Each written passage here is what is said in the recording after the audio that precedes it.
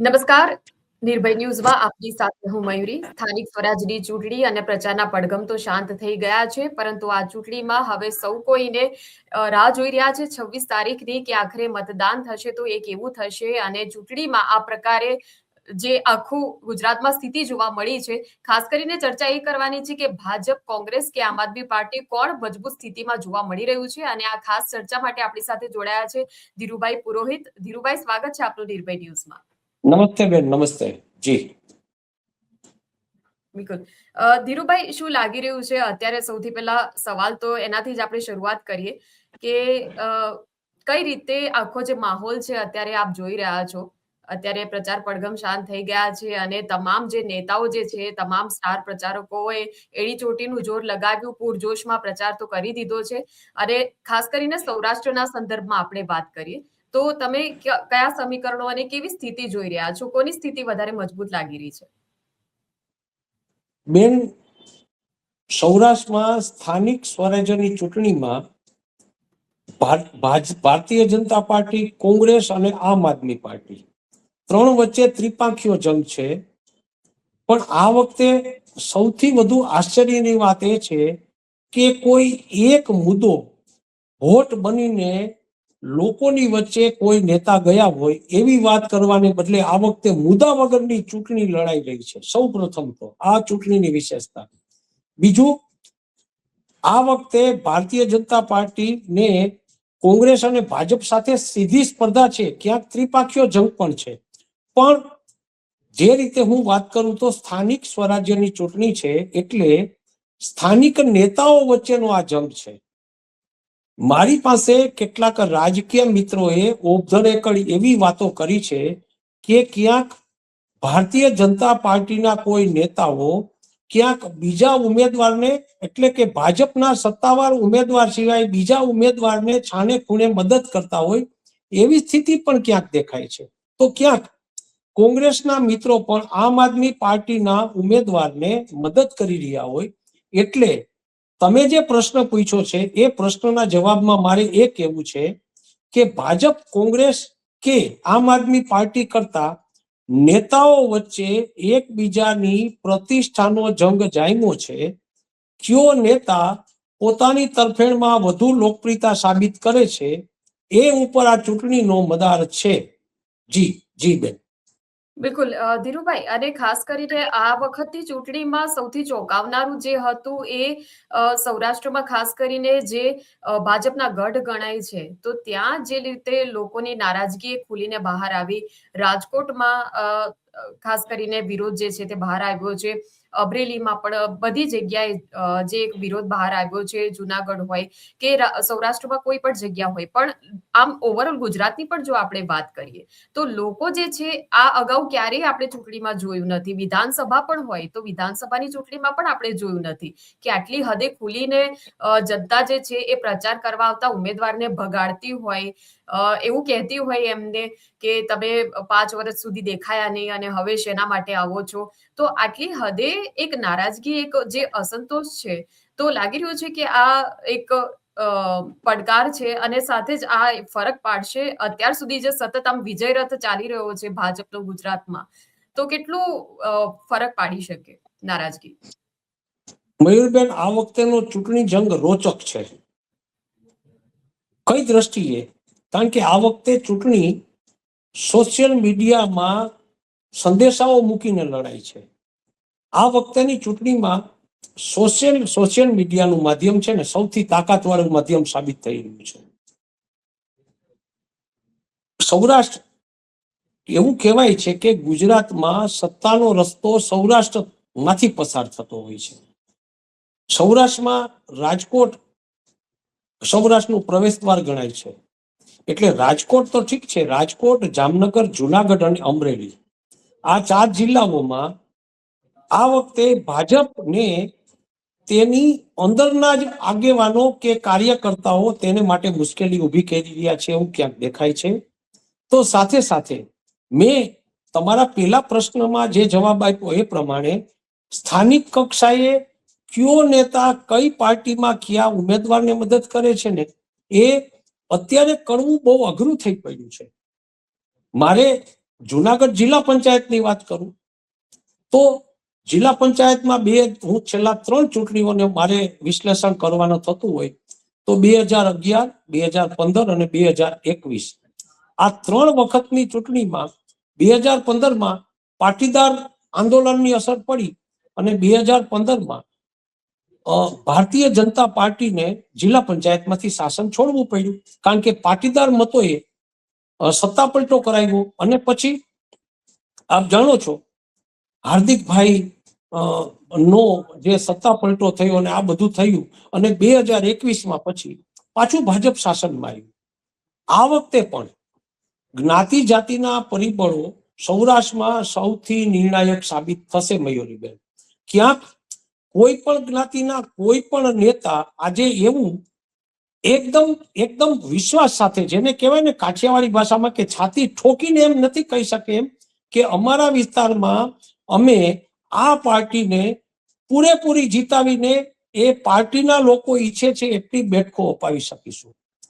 આપ જાણો જ છો કે સૌરાષ્ટ્રમાં પાટીદાર સમાજ નિર્ણાયક મતોવાળો સમાજ છે, સામે પક્ષે કોળી સમાજ, આહિર સમાજ, પણ આ સમાજના કોઈ પણ એવા નેતાઓ નથી કે જે નેતાઓનું એક જ્ઞાતિ ઉપર સંપૂર્ણ વર્ચસ્વ હોય, કે સૌરાષ્ટ્રમાં ખૂબ ઓછા નેતાઓ એવા બચ્યા છે કે જે નેતાઓ બધી જ્ઞાતિ ઉપર વર્ચસ્વ રાખી અને તમામ જ્ઞાતિઓ માટે લોકપ્રિય નેતા બન્યા હોય, જેને વોટ કેચર કહેવાય એવા નેતાઓ. એટલે આ વખતેની ચૂંટણી મુદ્દાઓ વગરની ચૂંટણી તો છે જ, પણ સાથે સાથે પાર્ટીઓ માટે પણ, ભાજપ માટે તો મને એવું લાગે છે કે ભાજપે આ વખતે કેટલાક નવા પ્રયોગો પણ કર્યા છે મયુરીબેન, કારણ કે આ ચૂંટણી છે ને આ ધારાસભાની ચૂંટણીનું રિહર્સલ માનવામાં આવે છે સૌરાષ્ટ્રમાં. તો આ ચૂંટણીને આધારે ધારાસભામાં કયા નેતાનું વર્ચસ્વ કઈ જ્ઞાતિ ઉપર છે કે નહીં, એ સિવાય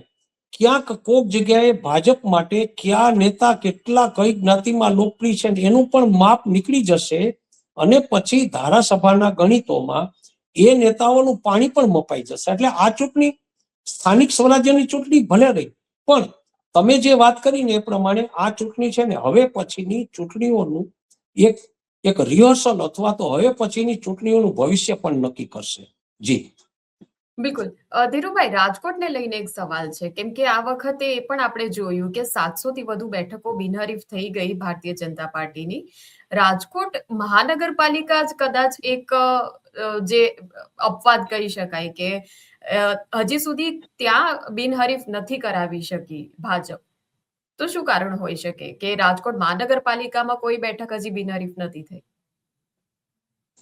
બેન, રાજકોટ ની સ્થિતિ અત્યારે જૂથવાદમાં એટલી ચરમસીમા રૂપ છે કે ભાજપના વયોવૃદ્ધ નેતા અને લગભગ 85 થી ઉપર, એટલે લગભગ 85 વર્ષથી ઉપર, લગભગ 90 ને અડીને પહોંચ્યા એવા વજુભાઈ વાળાને મેદાનમાં આવવું પડ્યું છે ચૂંટણીમાં કે ભાઈ અટકો.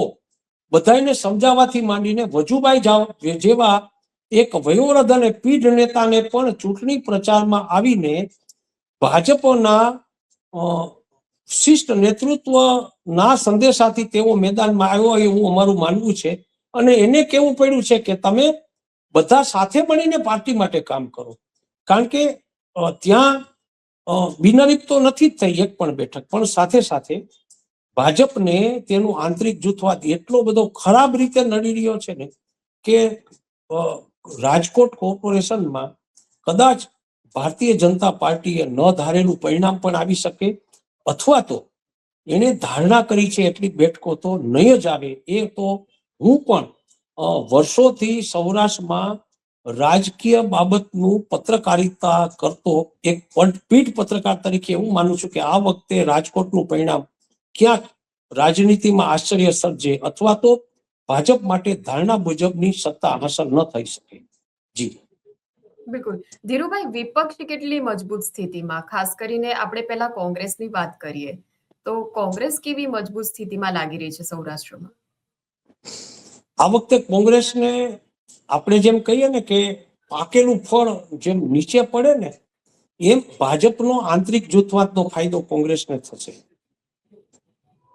આમ આદમી પાર્ટી અને કોંગ્રેસ બેમાંથી કોણ શક્તિશાળી સાબિત થાય એ આ સ્થાનિક સ્વરાજ્યની ચૂંટણી ઉપરથી નક્કી થઈ જશે કે ભારતીય જનતા પાર્ટી માટે તેનું નજીકનો પ્રતિસ્પર્ધી પક્ષ કયો છે સૌરાષ્ટ્રમાં.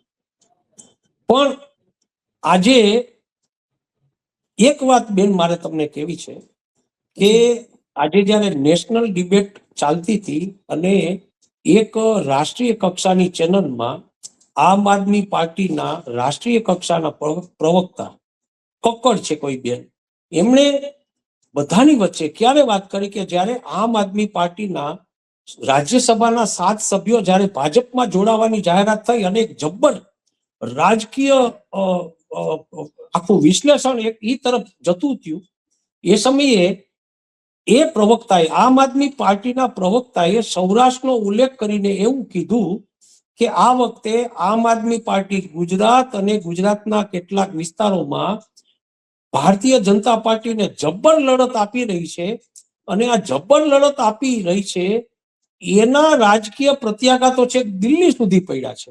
એટલે તમે વિચારો કે ભારતીય જનતા પાર્ટી માટે આમ આદમી પાર્ટીમાંથી પણ સૌરાષ્ટ્રમાં ક્યાંક મોટા પડકારો આવી રહ્યા હોય એવો રાજકીય સંકેત તો મને દેખાય છે ક્યાંક ને ક્યાંક. જી બિલકુલ. ગ્રાઉન્ડ લેવલ ઉપર ધીરુભાઈ આપને શું લાગી રહ્યું છે? વિપક્ષના બધા કાર્યકરો જે છે એ ખાસી મહેનત કરી રહ્યા છે આ વખતે ચૂંટણીમાં સંગઠન મજબૂત કરવા માટે. એ સતત દોડી રહ્યા છે, ડોર ટુ ડોર પ્રચાર હોય, કેમ્પેઇનમાં જે રીતે તેમણે મહેનત કરી છે એને જોતા કેટલું સ્ટ્રોંગ લાગી રહ્યું છે? એક ચીજ, એક રાજકીય બાબતમાં પત્રકાર તરીકે મારે કહેવું છે કે ભારતીય જનતા પાર્ટીને આ વખતે બેઠકો વધારે મળશે. સૌથી મોટો પક્ષ કે ક્યાં ઘણી બધી જગ્યાએ શાસનમાં આવશે, પણ મજબૂત પડકાર રૂપે કોંગ્રેસ અને આમ આદમી પાર્ટી અને ભારતીય જનતા પાર્ટીના અસંતુષ્ટ આગેવાનોને કારણે એક પાર્ટીને અંદરથી અને બહારથી જે વિરોધનો સામનો કરવો પડે છે ને એમાંથી પાર્ટીએ આ વખતે ઘણી મોટી શીખ લીધી છે. અને આ વખતે જીતવા માટે ભારતીય જનતા પાર્ટીએ સૌરાષ્ટ્ર વિસ્તારની જે સ્થાનિક સ્વરાજ્યની જે સંસ્થાઓ છે, જિલ્લા પંચાયતો, નગરપાલિકાઓ કે કોર્પોરેશનને જાળવવા માટે આ વખતે જેને કહેવાય ને કે ખૂબ મુશ્કેલી તો પડશે. ઘણું બધું જળવાઈ રહેશે, પણ ક્યાંક આપણે પેલી જે કહેવત છે ને કે ગઢ હાલા પણ સિંહ ગેલા, ક્યાંક એવી નગરપાલિકાઓ, ક્યાંક જિલ્લા પંચાયતની એવી મહત્વની બેઠકો એની પાસેથી જશે ને કે જે ભારતીય જનતા પાર્ટી માટે મૂળભૂત અને વર્ષોથી એક સ્થાપિત થયેલી બેઠકો હશે ને એ બેઠકો ભારતીય જનતા પાર્ટી પાસેથી જશે. અને ખુદ ભાજપના નેતાઓ, મયુરબેન યાદ રાખજો મારા શબ્દો, પરિણામ આવ્યા પછી આપણે કદાચ પાછા વિશ્લેષક તરીકે સામસામે આવશું. કેટલીક એવી બેઠકો ભાજપ ગુમાવશે જે વર્ષોથી મૂળભૂત બેઠકો હતી, જે સ્થાપના કાળથી ભાજપ 30 વર્ષથી સાચવીને બેઠેલી બેઠકો, જિલ્લા પંચાયતની અથવા તો નગરપાલિકાની બેઠકો એવી ગુમાવશે જે બેઠકો ઉપર વર્ષોથી ભાજપનું વર્ચસ્વ હતું એ બેઠકો ગુમાવશે.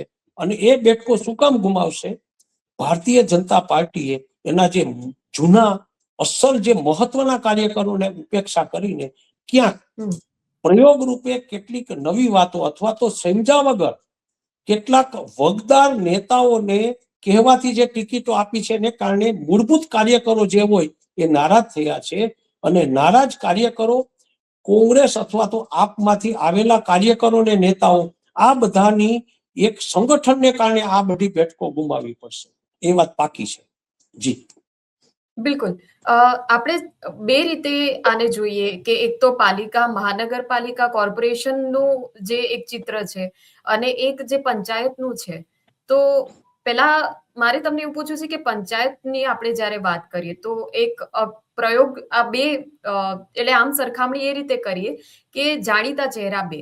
એક તો રાજુ કરપડા જ્યારે જોડાયા, ભલે એમનું કદ વેતરી નાખ્યું છે ભાજપે, પણ ગમે તેમ તો સુરેન્દ્રનગરમાં એમને આપી તો છે, તાલુકા પંચાયત લડાવી તો રહ્યા જ છે.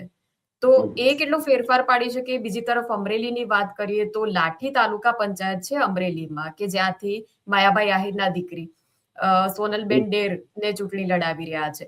તો પહેલા મારે સમજવું છે આપની પાસેથી, રાજુ કરપડા જ્યારે લડી રહ્યા છે મૂળીમાં તાલુકા પંચાયતની, તો એ કેટલી અસર પાડી શકે? રાજુભાઈ કરપડા એક સમયે આમ આદમીના પાયાના કાર્યકર હતા, જેને એ સમયે ગોપાલભાઈ ઇટાલિયન પછીના નેક્સ્ટ કાર્યકર તરીકે એની તાકાતની ગણતરી થતી હતી, એની લોકપ્રિયતાની લોકોની વચ્ચે. હવે એ આમ આદમી પાર્ટીમાંથી ભારતીય જનતા પાર્ટીના ઉમેદવાર તરીકે સુરેન્દ્રનગર પંથકમાં ચૂંટણી લડે છે. સુરેન્દ્રનગર પંથક એમને કેટલો સ્વીકારે છે એ વાત ચૂંટણીના મતો ઉપરથી નક્કી થશે, પણ એક જૂના પત્રકાર તરીકે અને એ વિસ્તારમાંથી એમને મળતા લોકોના ટેકાના દ્રષ્ટિકોણથી હું કહું તો હું એવું માનું છું કે એવો ત્યાંથી ચૂંટાઈ જશે. પણ એના સિવાયના વિસ્તારોમાં ક્યાંક બીજા વિસ્તારોમાં એની કેટલી અસર પડે છે એ ભવિષ્ય કહેશે. એ ચોક્કસ એ જ્યાંથી ઊભા છે એ મતોમાં એ ભાગલા પાડશે, કારણ કે એનું સૌરાષ્ટ્રમાં એક પાયાના કાર્યકર તરીકે એની પ્રતિષ્ઠા છે રાજુભાઈ કરપડાની. હવે બીજી વાત આવી માયાભાઈ આહિરના પરિવારમાંથી ચૂંટણી લડતા ઉમેદવારની. માયાભાઈ આહિર છે એ ખૂબ જાણીતો ચહેરો છે લોક સાહિત્યકાર તરીકે, એટલે માયાભાઈ આહિરની દીકરી એ વિસ્તારમાંથી એક મજબૂત ઉમેદવાર તો મનાય જ છે. બીજી વાત, માયાભાઈ આહિર છે એ આહિર સમાજમાંથી પણ એક પ્રતિષ્ઠા પામેલું વ્યક્તિત્વ છે, એટલે માયાભાઈ આહિર પરિવારના સભ્ય તરીકે ચૂંટણી લડતા એ બેન ફક્ત એના વિસ્તારમાં જ નહીં પણ બીજા વિસ્તારોમાં પણ જો એ જશે તો એની અસર આહિર સમાજમાં ચોક્કસ થશે, અને એ સમાજમાંથી કેટલાક મતો ખેંચીને એ વિસ્તારના ઉમેદવારને એ મદદરૂપ ચોક્કસ થઈ શકશે. એ વાત પાકી છે. જી બિલકુલ. હવે આપણે જે મહાનગરપાલિકાઓ છે એની પણ વાત કરી લઈએ, તો જુનાગઢ છે અને રાજકોટ છે ખાસ કરીને, તો કોનું પ્રભુત્વ, કેમ કે તમે પણ જે નિરીક્ષણ કર્યું હશે, તો મહાનગરપાલિકાઓમાં કયા પક્ષનું પ્રભુત્વ વધારે લાગી રહ્યું છે? બેન, અમારે જુનાગઢ નગરપાલિકા ચૂંટણી નથી, પણ જિલ્લા પંચાયતની અમારે ચૂંટણી છે. જિલ્લાની, જી, તમારી બિલકુલ. રાજકોટ મહાનગરપાલિકામાં ભાજપનું શાસન આવશે, ભાજપનું શાસન આવશે, પણ કદાચ એકદમ સાંકડી બહુમતીથી, કારણ કે શહેરી વિસ્તારમાં હજી ભાજપની પકડ પ્રમાણમાં ઓછી પણ જળવાઈ રહી છે. જુનાગઢ જિલ્લા પંચાયતની વાત કરો તો જિલ્લા પંચાયતમાં જૂથવાદ એટલો બધો ઊંડો ઉતરી ગયો છે કે જિલ્લા પંચાયતમાં પણ ભાજપના શાસનની શક્યતા વધારે દેખાય છે, પણ સામે પક્ષે બહુ મોટો પડકાર હશે. અમારે જુનાગઢ જિલ્લા પંચાયતમાં ક્યાંક કોંગ્રેસ અને ક્યાંક આમ આદમી પાર્ટીના ઉમેદવારો સ્થાનિક રીતે ભાજપના અસંતુષ્ટ લોકોના આશીર્વાદથી અથવા તો એમણે ક્યાંક એક રાજકીય વ્યૂહાત્મક દ્રષ્ટિકોણથી એવા ઉમેદવારને પાછલે બારણેથી જે ટેકો આપ્યો છે, એને કારણે ભાજપની સ્થિતિ જુનાગઢ જિલ્લા પંચાયતમાં પહેલાના સમય કરતા આ પહેલાની 2021ની જિલ્લા પંચાયતમાં ભાજપને સંપૂર્ણ બહુમતી હતી, એને બદલે આ વખતે સાદી બહુમતીથી ભારતીય જનતા પાર્ટી શાસનમાં આવે એવી શક્યતા છે, અથવા તો ક્યાંક ને ક્યાંક કટોકટની પરિસ્થિતિ પણ થાય, અથવા તો ક્યાંક મતો, દાખલા તરીકે લોકપ્રિય ઉમેદવારોના મતોમાં ઘટાડો પણ થાય એવી સ્થિતિ છે. કારણ કે આ વખતે પાર્ટીઓ નથી લડતી બેન, જુનાગઢ જિલ્લા પંચાયતમાં પાર્ટી નથી લડતી, પણ લોકો લડે છે.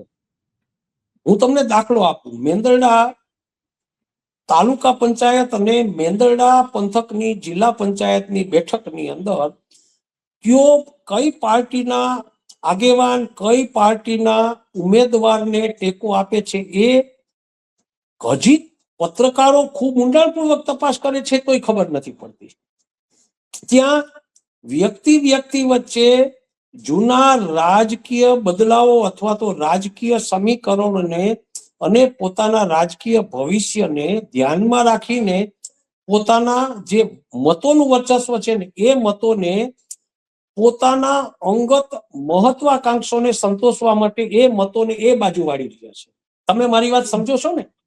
જી દાખલા તરીકે ભાજપનો કોઈ નેતા ત્યાં લોકપ્રિય હોય અને હમ. ત્યાં કોંગ્રેસમાં એના કોઈ મિત્રો અથવા તો પોતે ક્યાંક ઉપેક્ષિત હોય અને પોતાની વાત બહુ માનવામાં ના આવી હોય પાર્ટીમાં, તો છુપી રીતે એ ત્યાં કોંગ્રેસના કોઈ પોતાના મિત્રના પુત્રને કે એના ટેકાવાળા ઉમેદવારને ટેકો આપ્યો હોય એવી શક્યતા નકારી શકાતી નથી. આ જ રીતે કોંગ્રેસના ત્યાં લોકપ્રિય અથવા તો ત્યાં સ્થાનિક કક્ષાએ પ્રતિષ્ઠિત અથવા તો 5, 25, 50, 100, 1000, 2000, 5000 મતો ઉપર જેનું વર્ચસ્વ છે એવા કોંગ્રેસના નેતા પણ ક્યાંક ભાજપના પોતાના મિત્રના પુત્રને પણ મદદ કરી અને એને ચૂંટાવી શકે અને પછી ધારાસભામાં ક્યાંક પોતાના ગણિતોનું સંકલન કરીને પોતાની સ્થિતિ મજબૂત બનાવી શકે, આવી ચીજ જુનાગઢ જિલ્લા પંચાયતના સમીકરણોમાં દેખાઈ રહી છે. જી બેન. બિલકુલ, પણ ધીરુભાઈ પછી આમાં જનતાને શું સમજવું? કેમ કે જનતાને તો એવું લાગી રહ્યું છે કે ચલો ક્યાંક તો વિપક્ષ થોડી ચૂંટણીઓમાં પોતાની સ્થિતિ મજબૂત બનાવે તો એને વિકલ્પ તરીકે વિચારી શકીએ. કેમ કે નહીં, લોકો પણ ક્યાંક કંટાળેલા છે અને આ લોકશાહી માટે તો આ સ્થિતિ જોખમકારક બની શકે કે જો શાસક પક્ષ અને વિપક્ષ બંનેની જો મિલીભગત કોઈ પણ પ્રકારે બહાર આવતી હોય તો એ નુકસાન પહોંચાડી શકે. લોકશાહીમાં આ વાત સારી નથી, પણ સામે પક્ષે લોકશાહીમાં એક વાત સારી એ હશે કે જુનાગઢ જિલ્લા પંચાયતમાં આ વખતે વિરોધ પક્ષ વધુ મજબૂત બનીને શાસનને બરાબર પડકારો ફેંકી શકે એવી સ્થિતિ થવાની શક્યતા નકારી શકાતી નથી. આ લોકશાહી માટે સારી વાત છે. બીજી વાત, લોકશાહી માટે અને ક્યાંક સંગઠનાત્મક દ્રષ્ટિકોણથી તમે જ્યારે વાત કરો તો કોઈ પણ પાર્ટી એનો જે મેન્ડેટ આપેલો હોય એ મેન્ડેટ અને કોંગ્રેસનો ઉમેદવારને કોંગ્રેસે જે પ્રકારે કામ કર્યું એના કાર્યકરો કોંગ્રેસ માટે જ કામ કરે, ભાજપના ઉમેદવારનું ભાજપના કાર્યકરો કામ કરે, એને બદલે ક્યાંક ને ક્યાંક સ્થાનિક કક્ષાએ ગણિતો માંડીને એકબીજાના ઉમેદવારને એકબીજાના કાર્યકરો મદદ કરે, આ વાત લોકશાહી માટે બરાબર નથી અને આ થવું પણ ન જોઈએ અને છતાં થશે. જી બિલકુલ. ક્રોસ વોટિંગની કેટલી શક્યતાઓ તમને લાગી રહી છે આ વખતે કોર્પોરેશનની આપણે જ્યારે વાત કરી? ક્રોસ વોટિંગ કોર્પોરેશનમાં રાજકોટમાં થશે. રાજકોટમાં ઓકે. આ રાજકોટમાં થશે.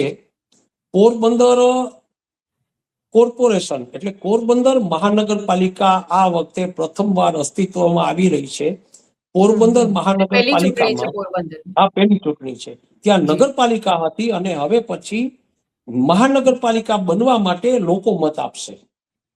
જોકે ત્યાં કોંગ્રેસ બહુ ચિત્રમાં નથી.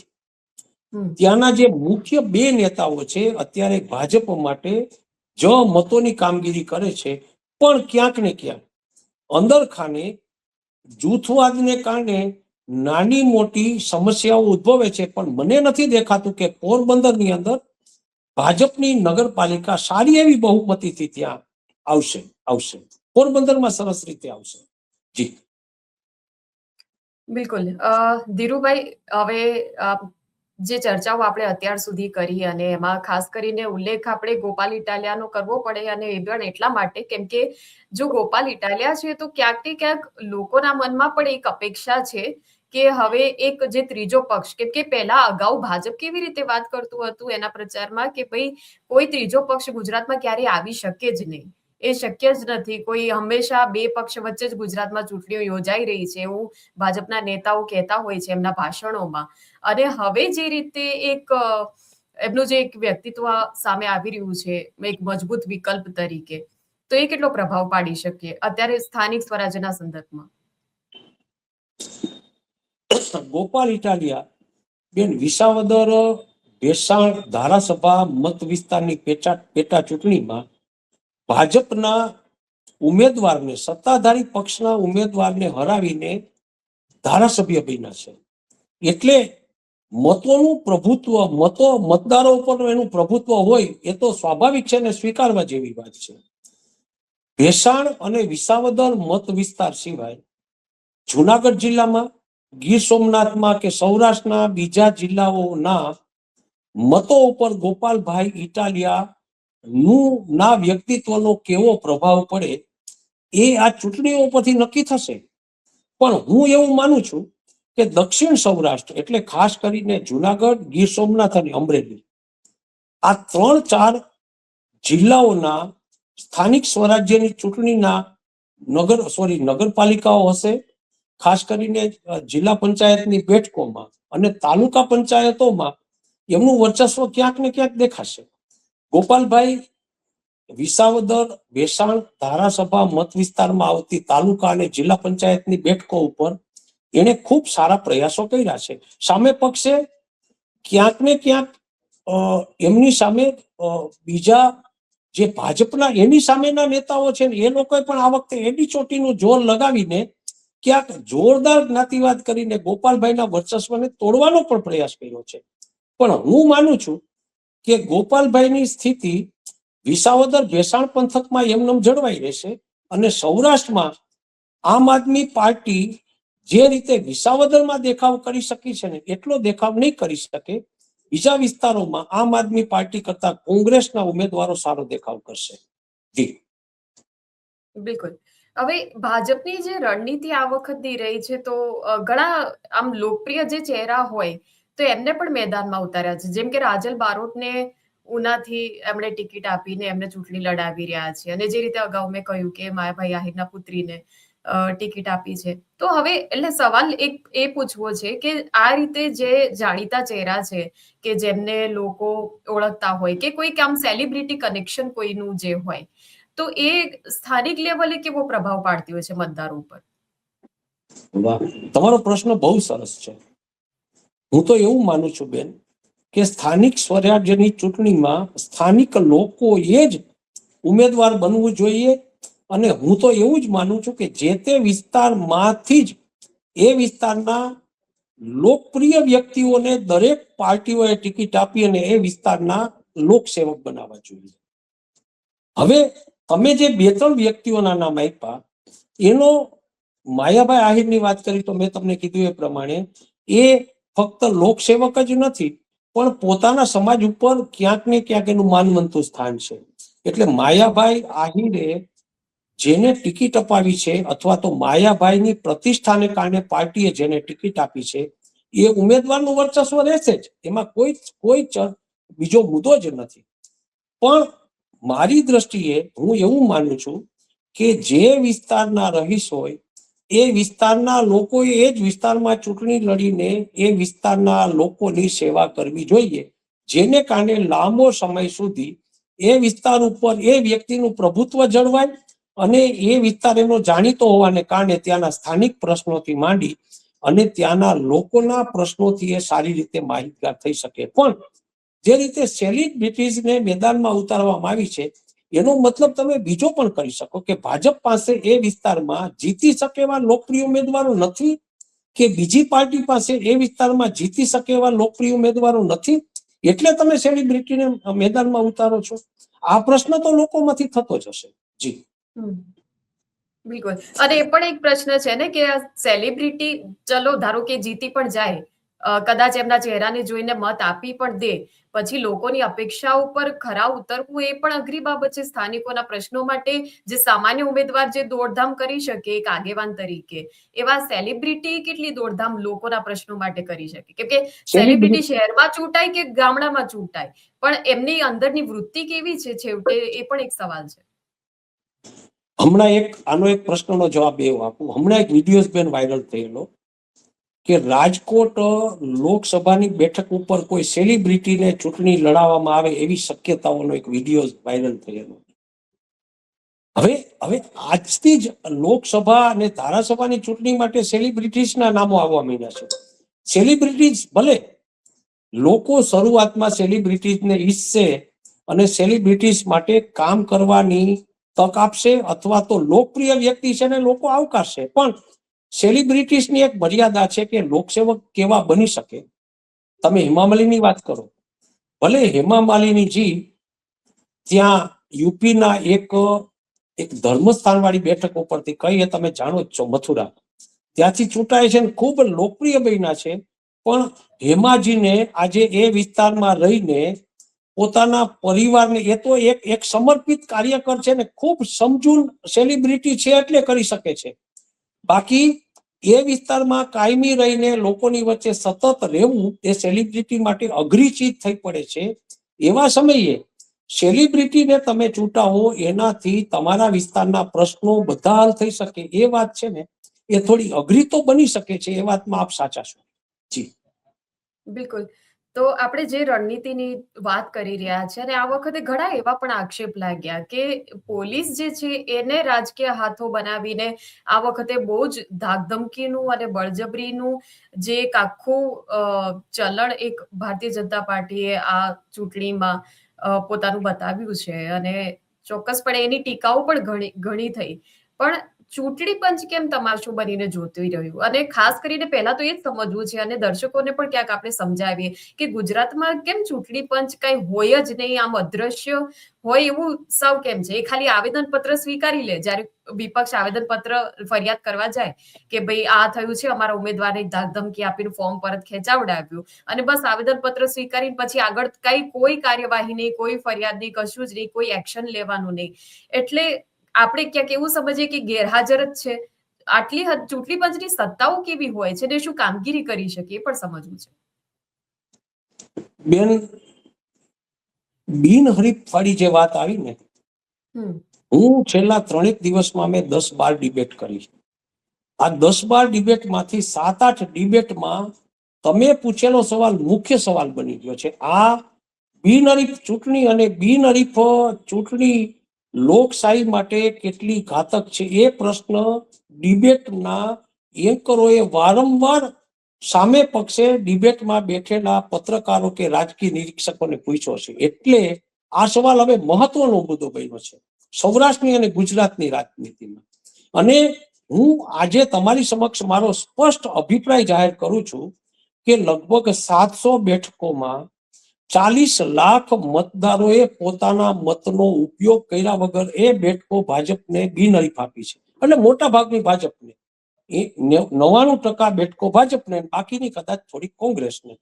પણ મારે એ કહેવું છે કે આ બિનહરીફ 700 જેટલી બિનહરીફ બેઠકો એ આપવી એ આઝાદી પછીના સૌરાષ્ટ્રના કે ગુજરાતના ચૂંટણીના ઇતિહાસમાં સૌથી વધુ બેઠક છે. અને 40 લાખ મતદારો મતદાનથી વંચિત થયા અને બિનહરીફ બેઠકો થઈ. આ એક પ્રકારની લોકશાહી પર મોટો કઠોરાઘાત અને આ ચૂંટણીની વ્યૂહરચના લોકશાહી માટે ખૂબ ઘાતક કહેવાય. અને વારંવાર હું કહું છું કે આ ચીજ છે ને ખરાબ છે. તમારી પાસે મયુરીબેન 3 વિકલ્પ છે પ્રજા માટે. તમે સત્તાધારી સત્તા પક્ષને મત આપો, વિરોધ પક્ષને મત આપો અને નોટા તમારી પાસે છે. આ 3 ચીજો છે. તમારે બિનહરીફને બદલે તમે આ ત્રણ બાબતમાં મત આપવાને બદલે રાજકીય પક્ષો આ જે તે 700 બેઠકોને બિનહરીફ કરાવી અને લાખો મતદારોને મતદાનથી વંચિત રાખ્યા છે. એની ખૂબ મોટી ટીકા ફક્ત ને ફક્ત સૌરાષ્ટ્ર અને ગુજરાતના નહીં, એના રાષ્ટ્રીય રાજકારણમાં પણ આના બહુ મોટા પડઘા પડ્યા છે. અને લોકશાહીમાં આ ચીજ છે ને, મોટા ભાગના પત્રકારોએ જે લોકશાહીના રક્ષો માનવામાં આવે છે, ટીવી ચેનલ્સ, પ્રિન્ટ મીડિયા, આ બધા જે પત્રકારોએ, મોટા ભાગના પત્રકારોએ આ વાત છે ને એનો જોરદાર વિરોધ કર્યો છે. આ વાત બરાબર નથી. જી બિલકુલ. પણ ધીરુભાઈ, એક ઓપ્શન નોટાનું એ રીતે એનો ઉપયોગ ના થઈ શકે કે ભલે ચલો બેઠક એ બિનહરીફ જાહેર કરે પણ મતદારો બધા નોટામાં મત આપવા માટે પણ એમને અધિકાર તો હોવો જોઈએ.